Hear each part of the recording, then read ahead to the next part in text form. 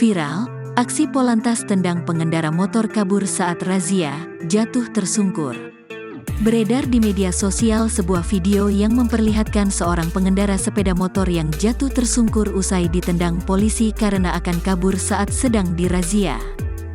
Dalam video yang diunggah oleh pemilik akun Instagram @agusbenz pada Minggu, tanggal 17 Desember tahun 2023, tampak puluhan sepeda motor berhenti di tengah jalan pasrah dan berhenti karena razia tersebut.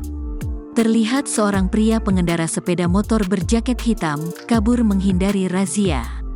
Namun saat tancap gas, sepeda motornya berhasil ditendang oleh polisi hingga akhirnya terjatuh. Dalam video terlihat pengendara tersebut terjatuh dan diam di aspal. Polisi kemudian mencoba mendekati dan melihat kondisi pengendara tersebut. Para warga di sekitar tampak ingin menolong, namun kembali mundur karena polisi lebih cepat menghampiri pria tersebut. Sayang potongan video tidak menjelaskan kejadian selanjutnya. Namun, hingga saat ini belum ada konfirmasi mengenai tempat dan kejadian pada video tersebut. Fenomena pengendara motor kabur saat razia merupakan tindakan yang cukup sering terjadi. Unggahan tersebut sontak menuai beragam komentar dari warganet. Tak sedikit dari warganet yang mendukung aksi polisi tersebut, dan tak sedikit pula yang mempertanyakan tindakan polisi yang dinilai berlebihan dalam menegakkan aturan.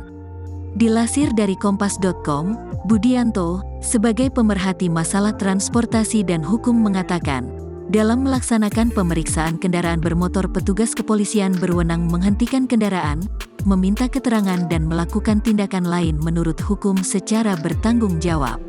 Artinya, jika pengendara motor tidak mau berhenti maka hal itu melanggar hukum.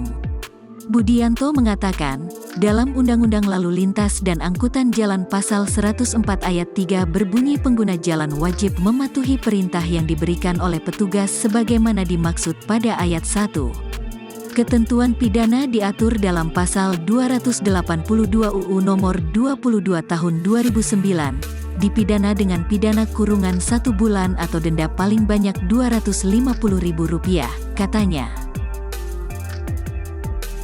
Download Tribun X sekarang, menghadirkan lokal menjadi Indonesia.